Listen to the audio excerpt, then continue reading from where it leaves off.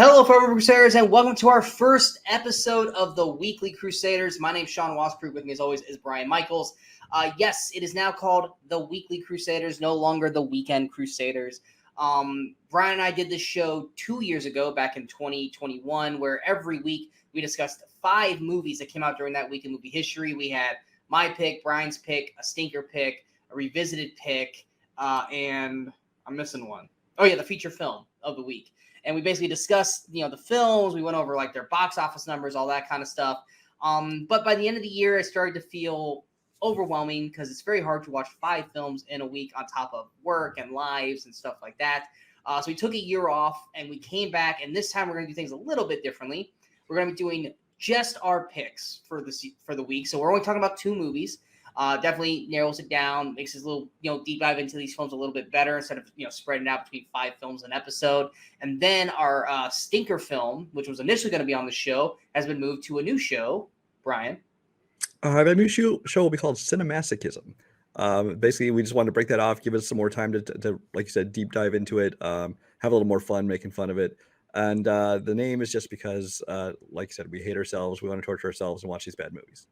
Yes. But this one is about the good movies, or the movies that we chose. That whether they're good or not is our opinion, not necessarily your guys' opinion. And we also expanded it to anything with release date within the whole week, not just the weekend dates. Yes. That's why we call it the weekly now instead of the weekend. Because with weekend, there were so many times last 2 years ago when we started the Weekly Crusaders where we were like, oh, I really want to start, talk about this movie, but it came out like the day before the weekend. And we're just like, So now we went the week. So now all movies are on the table as long as they fell into that week. So this week we are talking about the 15th through the 21st. So these movies came out during that time frame.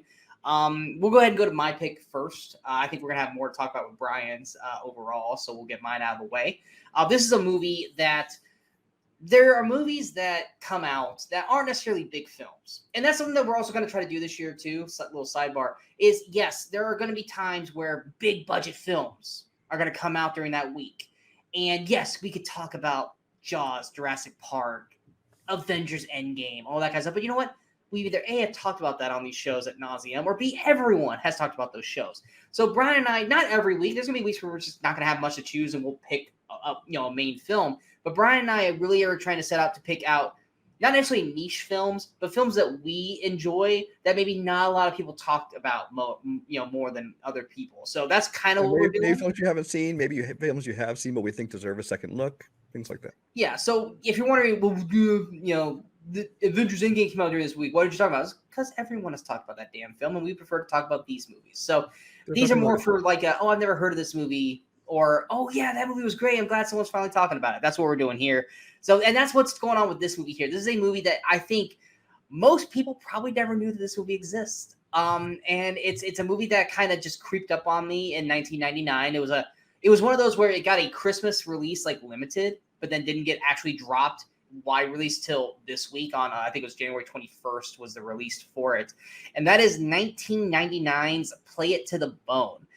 Play It to the Bone, like I said, got released on January 21st, had a budget of $24 million, had a weekend opening of $3.42 million, was ninth in its opening weekend, which was also its highest rank on the weekend box office, had a finished box office of $8.68 million, $8.43 million domestic, and only $244,000 international.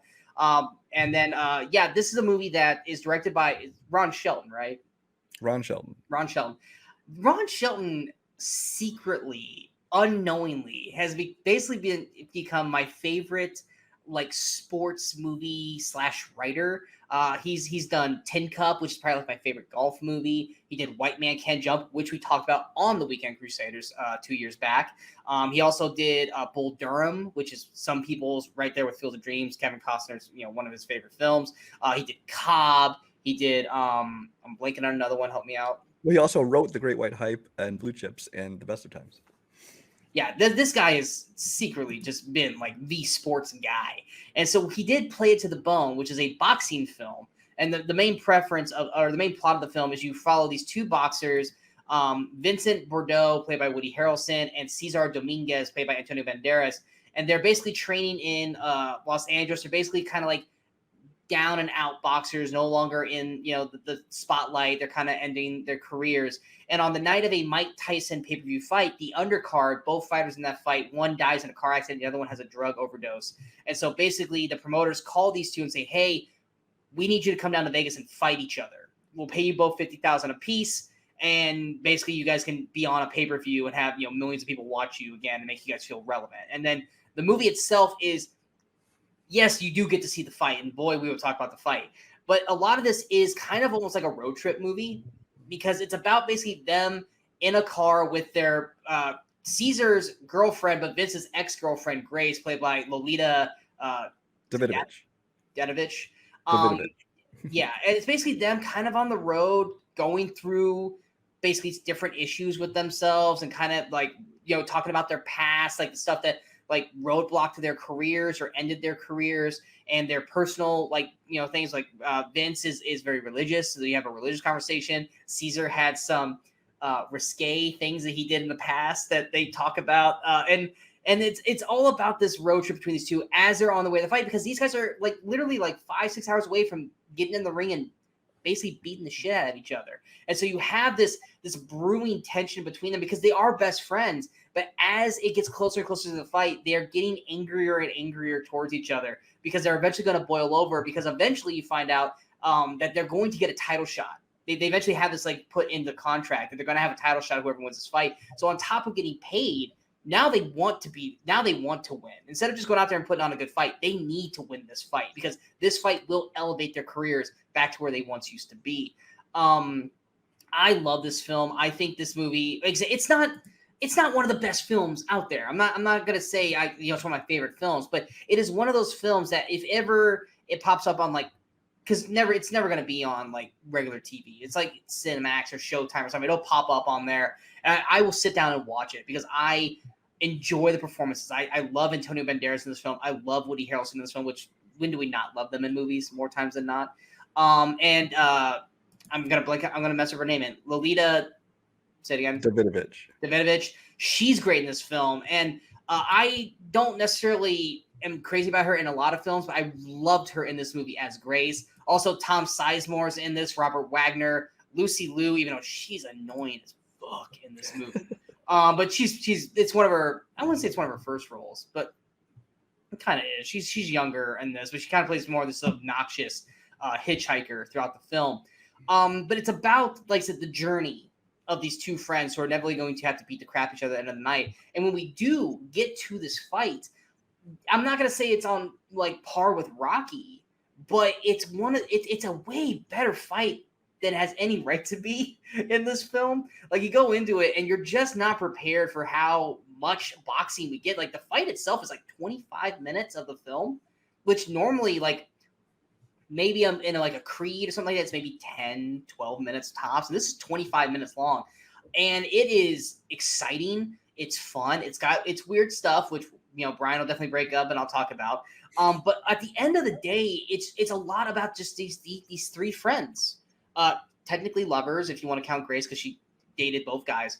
And like I said, it's about their journey and it's about their growth as characters, as well as beating the shit out of each other. And I personally love this film. We'll talk a little bit more about it. Brian, go ahead into Play to the Bone.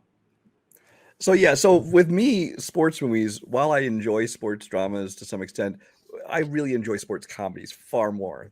That when I'm looking for a sports movie, I'm usually looking for a comedy. And Ron Shelton, obviously, with things like White Man Can't Jump and Bull Durham and stuff, he knows how to do it just right. So going into this movie, you have him, you have Woody Harrelson and Antonio Banderas, who are two great, fun actors to watch in pretty much anything they do. Even in bad movies, they're usually good. So it's got that much going for it. It is, like you said, it's the movie's like 80% road trip. It's almost not even a boxing movie. You almost wonder, like, are they going to actually have a fight at the end of this movie? And because it's just, most of the movie is this road trip, but then there is that long fight at the end. And it is about these two friends, and they have no problem fighting each other. There's not even any conflict in them. They don't feel like, I don't want to fight this guy because he's my friend, because they're professional athletes. They know what it is. They've sparred and things in the past. Yeah. And but like you said, as it gets towards closer and closer to the fight, it's a matter of it's not a matter of they want to win this fight, it's they need to win this fight. Both of these people are in a position where it's like, this is kind of my last chance. I need to win this fight to move on, or this is probably all I'm going to ever amount to in my career. and so that weighs on them and just add more stakes to the fight. Um, I didn't love it as much as you. I mean, I enjoyed the movie. I honestly felt like the last fight dragged on, and I didn't find it very exciting. I was like, I strongly disagree, but yeah. I was like, for a boxing match, which should be like the climax of this movie, I was a little bit bored by it. It does have the problem I think a lot of boxing movies do, though, where it's like, the first round or the first 2 rounds, like both guys almost get knocked out. They're so close to being out. And then they do like 8 rounds of montage that they apparently went through just fine. And then they focus on the last round again. So I always find that kind of funny. But I mean, I did enjoy the movie. Like I said, the fight didn't quite live up to everything I wanted to, but it's got a lot of great character actors in it. Like, I mean, besides the main cast, Tom Sizemore playing a rare role for him as a sleazeball, because he never plays that kind of role. No, absolutely just a guy who cusses a lot and screams. Oh wait, that's every movie he's ever been in. But I always like Tom Sizemore in that kind of role. He's just a perfect character actor for something like that. There are parts of the story I didn't remember the first time I watched this movie, which basically has to do with Antonio Banderas' whole backstory, which I have no problem with. And just a little surprised in 1999 I didn't think this is something that they would have really put into a sports movie kind of thing, especially when it's not even like a major plot point. It's just like, let's just make this something that happens it's more to give something for them to be at odds with, which then also gives Antonio Banderas to come back at the religious part for Woody. It's more or less just a thing to start the fuse between the two. That's basically what it is. It's a fuse starter. Right. And so, but it's like, I had no problem with it. It's just something I didn't remember in the movie, and I wouldn't even mention it or care about it as well. He's gay or has been gay. He had a moment. Yeah, he had like a dabbled in homosexuality. I don't know how you want to phrase it. 6-month stint where he went gay. Which it's whatever. I wouldn't even care about the character. The only reason that it even caught my attention was this movie. If it was made today, oh my god, they're throwing around that F word like crazy. People would be losing their damn minds. Which, I mean, we're not.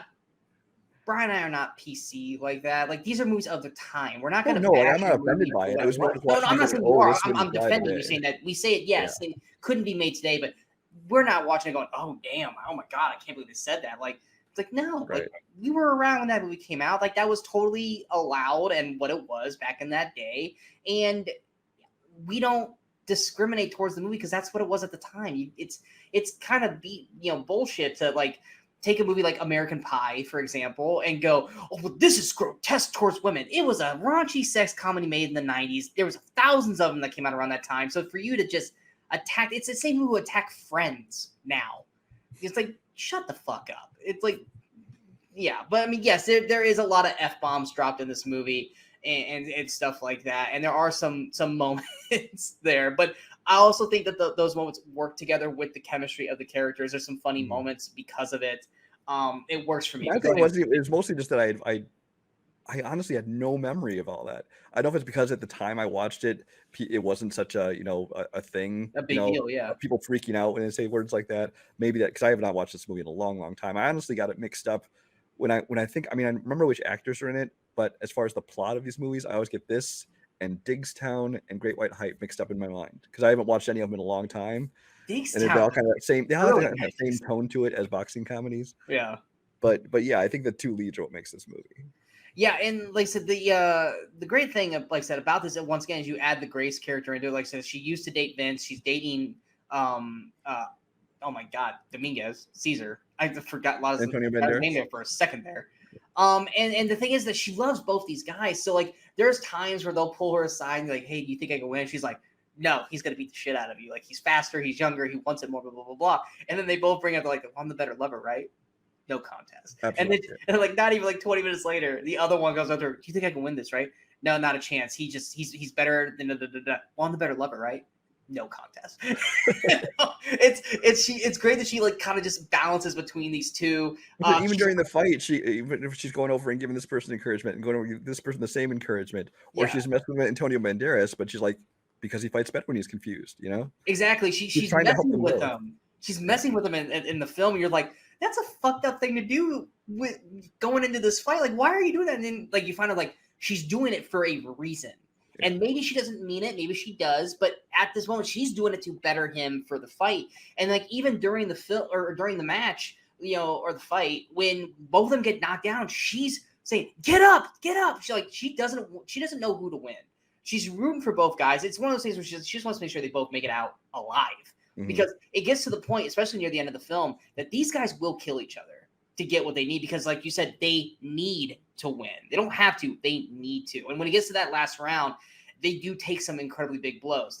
But I mean, it's obviously not Rocky. Yeah, the thing with Rocky is everything's like a 99% haymaker. We're just like, dude, they're dead at that point. And Brian did say they had an issue near the end of the film, which I get. It takes you a little bit out of the fight a little bit, where they start bringing in the ring girls, and Woody Harrelson starts seeing them all naked and stuff, and then because of the gay aspect of Antonio Banderas, he sees the referee naked at one point, and it's weird because it's in between rounds. But my thing for it, I'm not defending it necessarily, but my reasoning to explain it, why that happens, is for someone who's been in fights, who constantly gets hit in the head and stuff like I do with my pro wrestling background.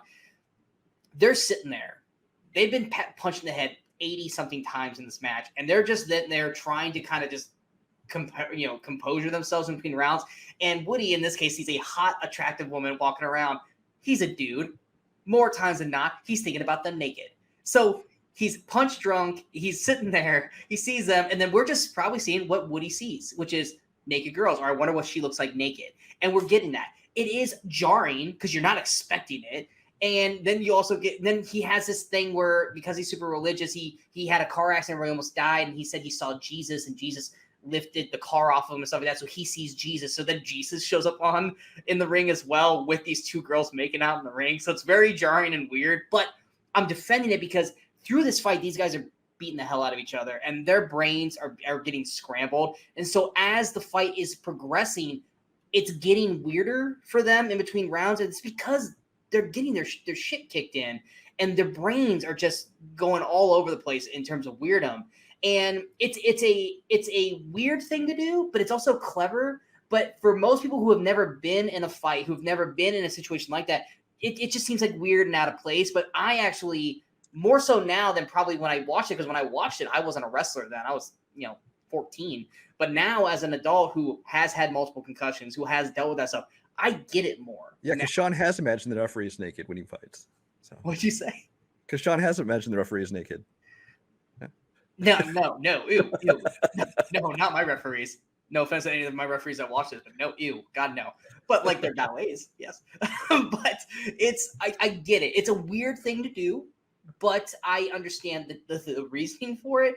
It might not work as well as I think it's working, but ultimately I get it. And then, like I said, I just really, really enjoy the dynamic of these three main characters. Also the car is a character on its own. Her green, yeah, like that car is gorgeous. Like, I'm not a car guy, but even I remember when I think of Play to the Bone, I think of those two characters and the green car. And I rarely think of cars, and I always think about that green car when I think of Play to the Bone. But I enjoy this film. Like I said, it's not the greatest movie ever. Brian's stuff is incredibly warranted, and I 100% see that. But for me, I love sports films. I love sports comedies as well as sports dramas. And Woody Harrelson and Antonio Banderas are great together. And, whether or not you have an issue with the gay jokes and stuff like that, it works for these characters. It helps mesh through it. And at the end of the day, I thought the boxing in it was actually was entertaining and a lot of fun. They do get super melodramatic near the end of it, but I think for these characters, of course it is, because they're over the top melodramatic characters in general. So why wouldn't the fight be the same as well? But at the end of the day, I enjoy the hell out of this movie. It's not like my favorite boxing film ever, but it is one of those where it's like, it's an underappreciated boxing film that I really, really enjoy. And Ron Shelton, like I said, has unknowingly creeped up into one of my favorite directors, even though he hasn't directed in forever. Is one of those where I'm like, oh man, when's Ron Shelton going to make another sports film? Because I want to see more sports movies from this guy. Yeah, but he hasn't made sports in a while. The last thing he made was it? I think Play to the Bone might have been his last sports film. His last sports one, yeah, because he did that one with Morgan Freeman and Tommy Lee Jones or something? Yeah, it was oh god, Getting Started, I think it was called. Yeah, Just Getting Started. Before that was Hollywood Homicide. Yeah, Hollywood Homicide, and then Play to the Bone was his last sports one. But yeah, my only thing deviated away from it. My only other things on this movie is with the Lolita Davidovich's character, Grace. I felt like I don't know if they just needed to give her something else so she wasn't just the girlfriend character. I don't know what, but then they made her this whole thing where she's trying to pitch all these weird inventions to Robert Wagner's character at the casino. And it's like, okay, that I felt was just kind of weird and unnecessary. But then like at the end, we like just often slaps her out of nowhere. It's like, I know he's supposed to be kind of a dick, but I'm like, where's this coming from? That's because he does that in public and like out in front of nowhere, and like Almost like boom, get her out of here. I'm like, granted, she slapped him first, but I mean, he wallops her. Yeah. And, like everyone's there, and no one steps in. No, if anything, she's at fault. Which that was weird. Coming from it's just so out of nowhere. And the other thing is, obviously during the fight, they cut to all these celebrities and stuff in the audience. Of Wesley Snipes and Kevin Costner, all these people who clearly Ron Shelton has a good relationship with. Hey, come in for a day. Let me just shoot you sitting there. And they have a lot of actual like boxing personalities from Bruce George and Michael Foreman, Buffer Tyson pops in at one point. Famous cut men, things like that. The one. He's got to be like, this must be his thing in real life as like a. You're talking about the guy who has the stickers on his head?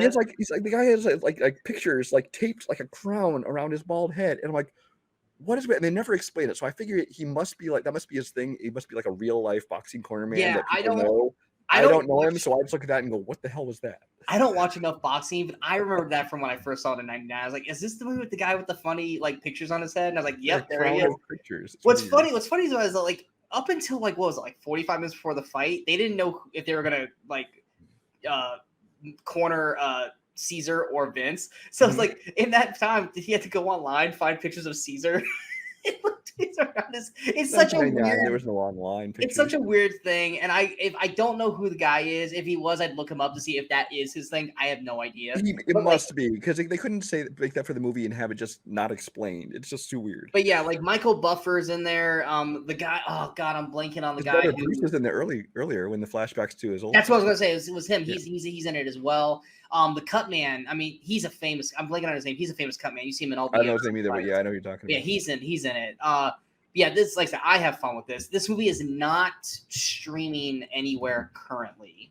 If you belong to a library that subscribes to Hoopla, that's where I watched it through. My library has Hoopla available to me, and so it's there. Otherwise, you can rent it everywhere. But yeah, you can rent it and purchase it on all the platforms, but for free, Hoopla is going to be the only route you can go with it. Next, we're going to be going to Brian's movie, and Brian, go ahead and take it away. So my movie is 2018's Den of Thieves.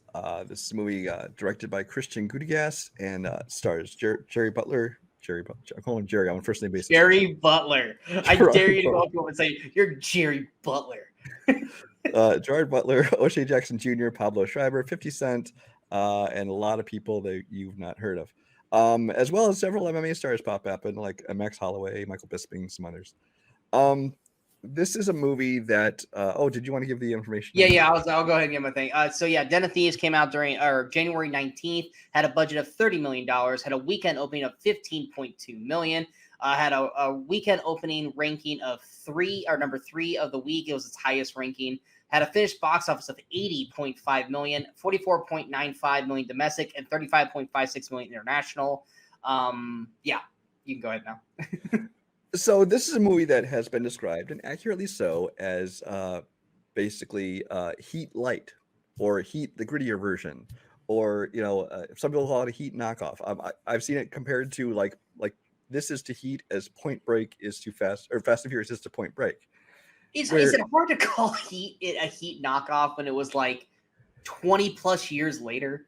Right. Well, it is definitely very much in that same kind of mold to it.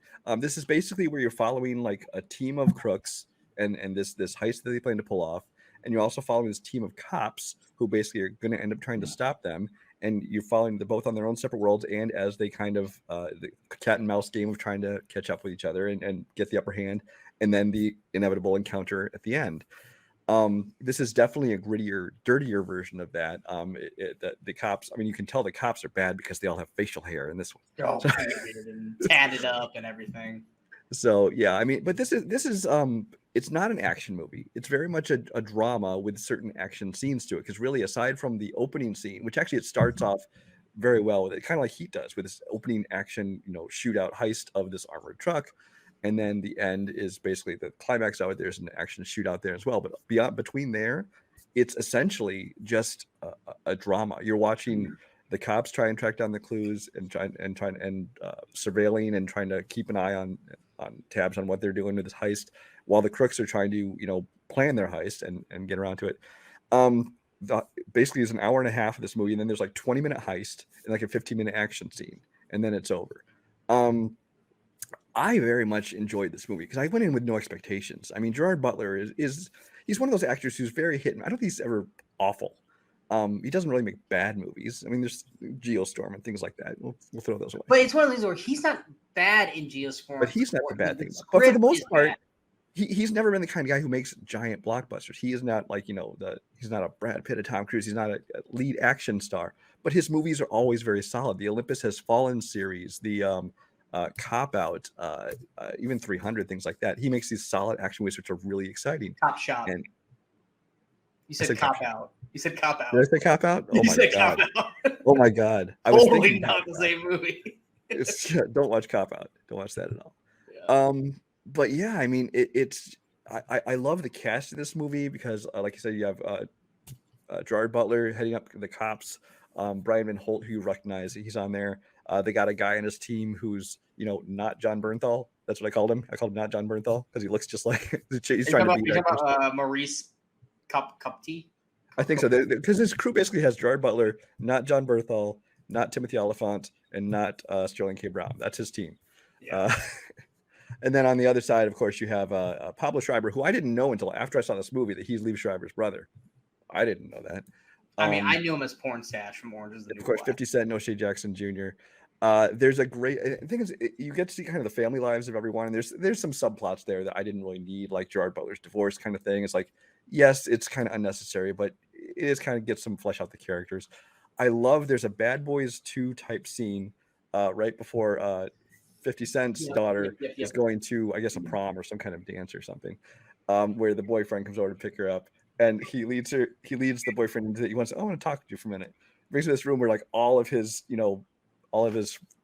friends are, and they're all looking buff and just looking tough as hell, like they're gonna beat the shit out of this kid, and they just scare the piss out of him. And of course, after he leaves, they all just bust up laughing because they're just trying to saying, treat my daughter right, don't pull anything you wouldn't want, because yeah, that's it. But I just love how they gave all the characters personality. They made them all fun.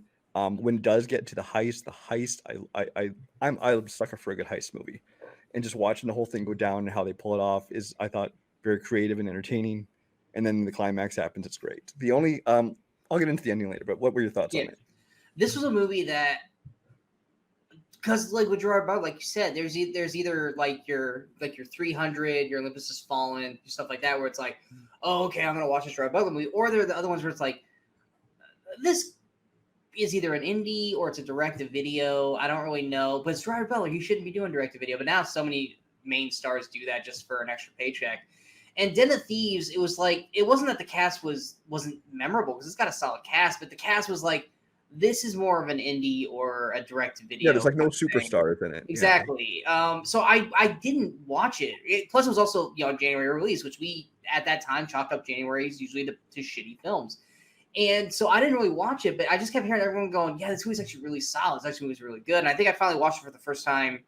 I think it was like 2 years ago. It was because you told me to watch it. You're like, I think you're gonna like it. It's really good. And I heard the same things. It's like Heat and all this kind of stuff, which I think Heat is overrated as shit. I think Heat has, like I said, I wouldn't go that far. I mean, I enjoy Heat. I will say some people do overpraise it, but I think Heat's a very good movie. And I totally get the comparisons. It absolutely should be compared to it in terms of the storyline and the framework of the story. But for me, I actually enjoy this one better because I was about to say that. I think Heat's overrated. I think Heat has a great opening scene. I think the gunfight in the street is really good, and then the rest of the film is boring and inconsequential. Like, I don't care about Al Pacino's life and his family life and all that kind of crap. And you got a great ass. Yeah, great ass. And then Robert Downey Jr. Robert De Niro. I don't care about his potential relationship shit. And I didn't care about any of that stuff. And you have one great scene where they're sitting across from the table saying, like, I'm gonna find you, da, da, da, da. But it's like Heat to me has like 4 great scenes, and then it's like 2 hours of just, and where this is 2 great action scenes. But I liked the cast, and yes, Gerard Butler does have a divorce thing like subplot, but it's 2 scenes. It is literally 2 scenes, and even those are great. Yeah, and they're actually really solid. And they're quick and they go, and then you have this subplot with like, and even the 50 Cent scene, like the Bad Boys 2 scene, that's just a plot to kind of add some levity to it, and it works. O'Shea Jackson's character, he's got a subplot. It works. They're plots that actually work and motivate to the story. They're not just there to go, let's see the life and what's happening over here. No one cares. We want to see the heist. We want to see the plot. We want to see the game plan and everything. And the where they're going to rob, do the heist at the end, the way they describe, you're like, holy shit, how are they going to pull this off? And then you get to watch how they do it. You're like, that's really fucking clever. Because like when they do the bank, you're like, what are you doing? Like, why are you doing? Like, you're so dumb. And you're like, this is the most amateur heist ever in this bank, and like, oh, this is so stupid. And then you're like, this is actually really fucking good. And yeah, then it's one of those ones where they're keeping a step ahead of the cops, and that's one thing I love in a movie like this, especially when it's a heist film, is I love smart villains. That's why even Alan Rickman in Die Hard, as Hans Gruber, is kind of the ultimate villain, because it's not just some mustache twirling dude with a gun who's being a terrorist. I love intelligent bad guys, and when they pull off a heist like this and when they're thinking a step ahead of the cops, that's what makes the villains more interesting. There's a niche category where the mustache twirling villain works, but even by today's standards, even the ones that are mustache twirling, they're still clever. They're not idiots. But when you get the ones that are like Pablo Schreiber, I don't want to put him up with the ambulance guys, because the ambulance guys, they try to like, oh, they're not bad guys. No, they fucking are. Pablo Schreiber is a bad guy, but he's a likable bad guy. And what I mean by likable is like his character's not an asshole. He's just, he robs banks, or he banks rob. He robs.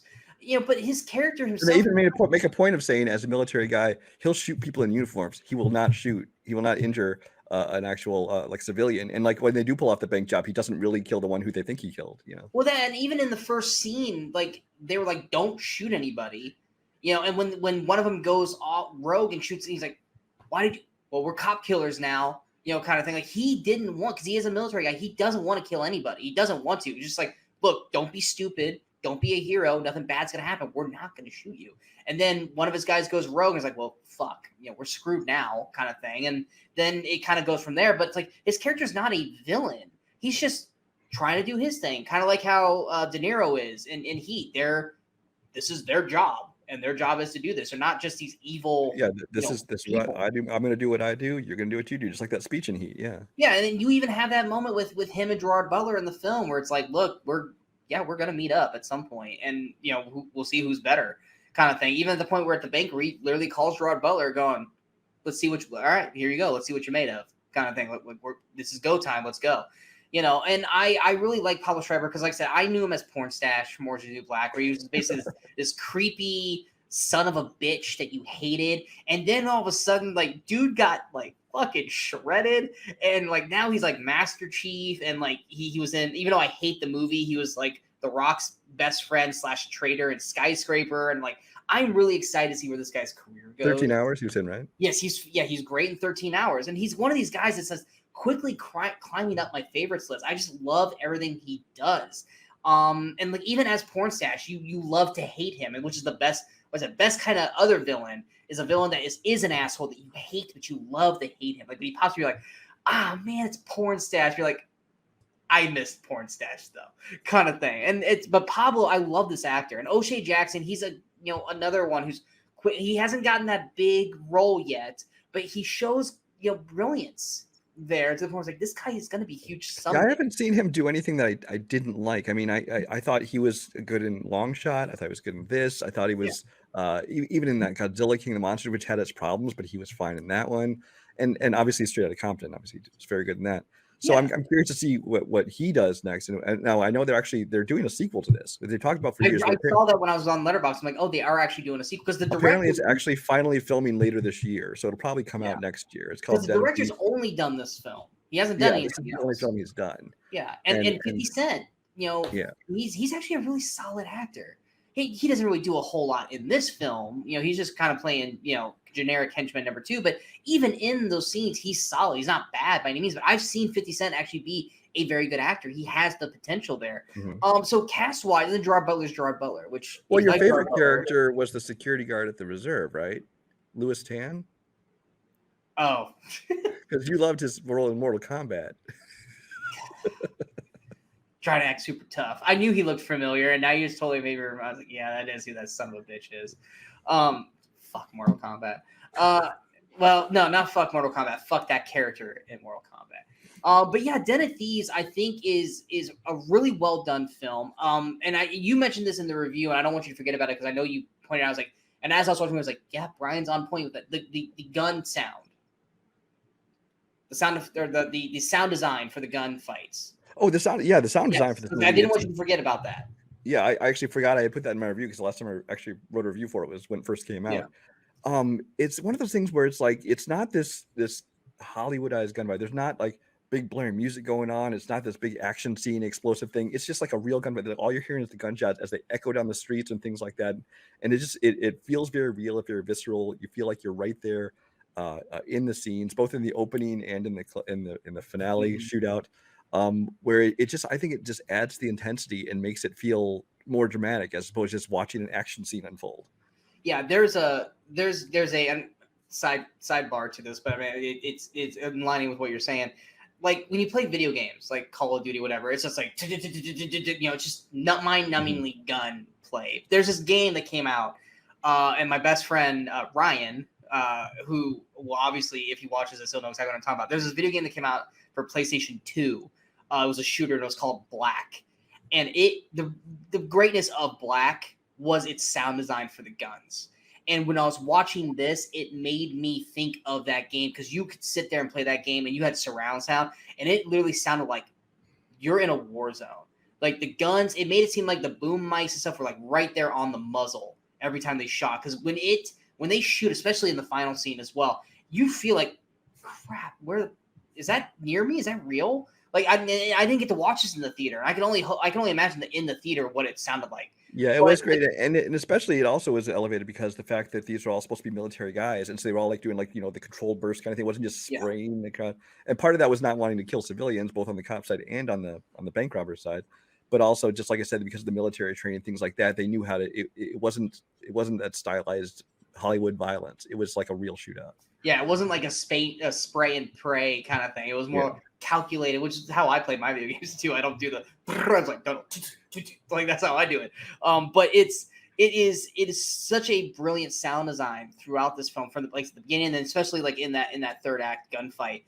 It's terrifying in a way. Not that like you're scared, but it's like if you were in that moment, you're like it would have been a terrifying scene because it's not like a when you watch it on TV, it's just like a pop, pop, pop. No, it's like a cuckoosh kind of sound, and it's brilliantly shot in terms of the angles of the shot and just the sound of the muzzle blast every time they shoot.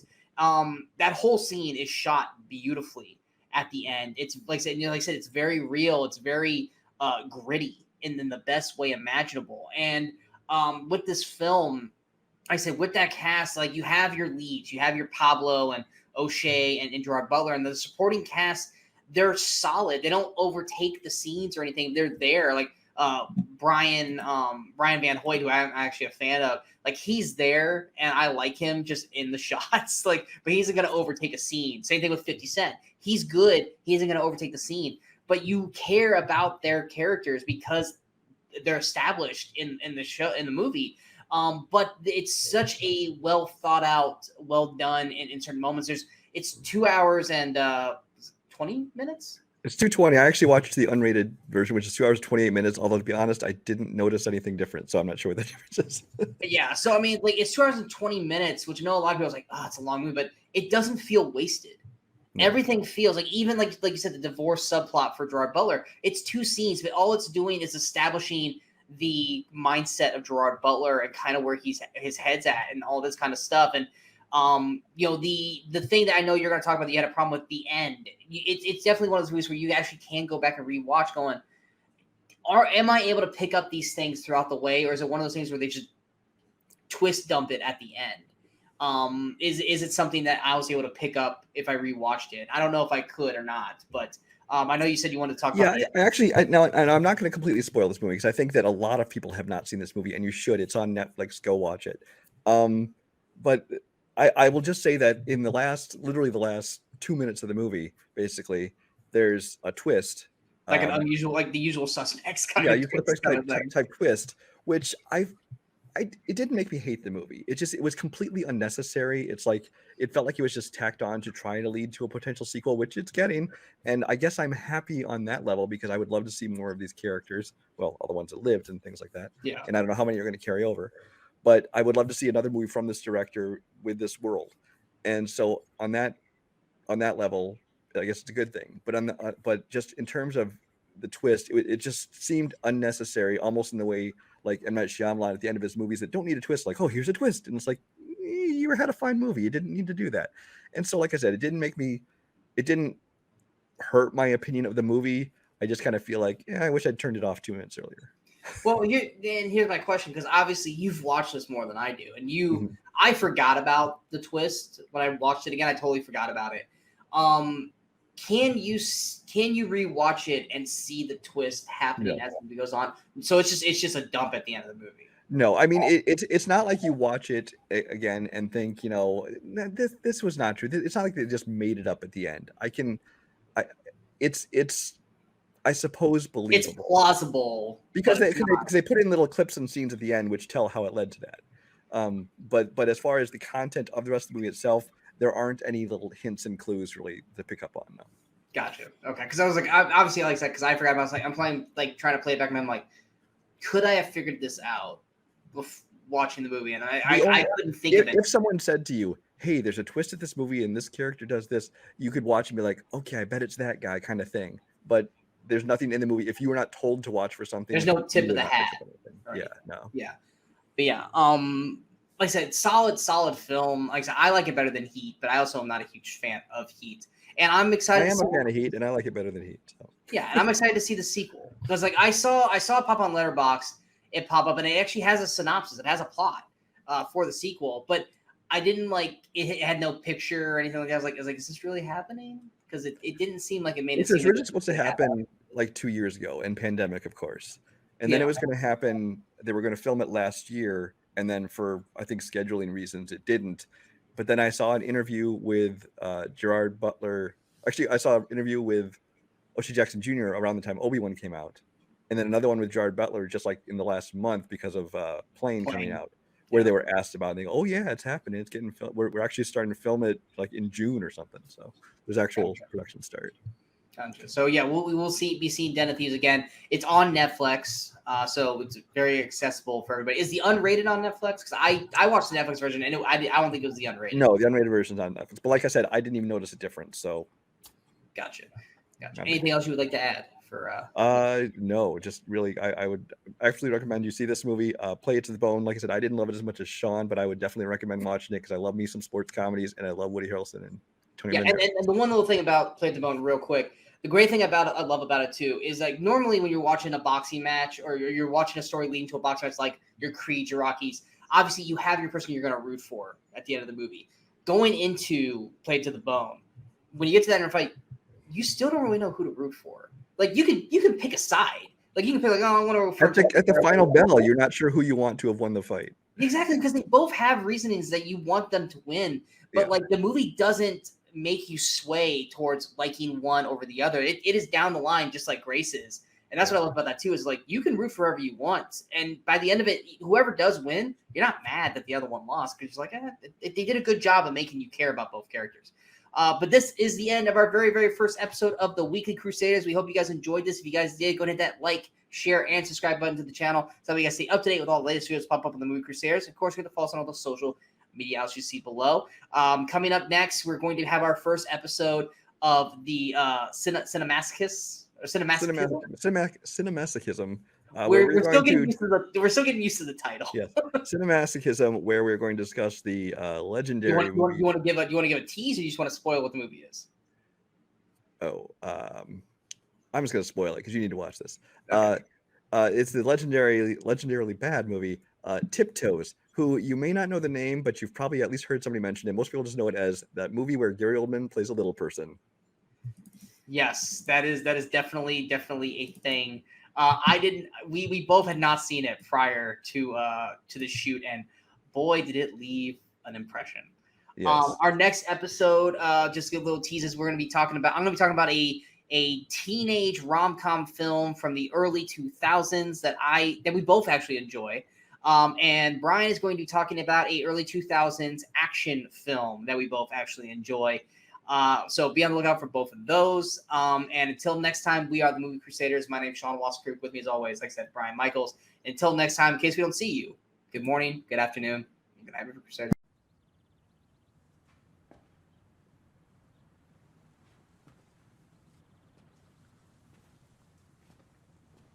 You're still here.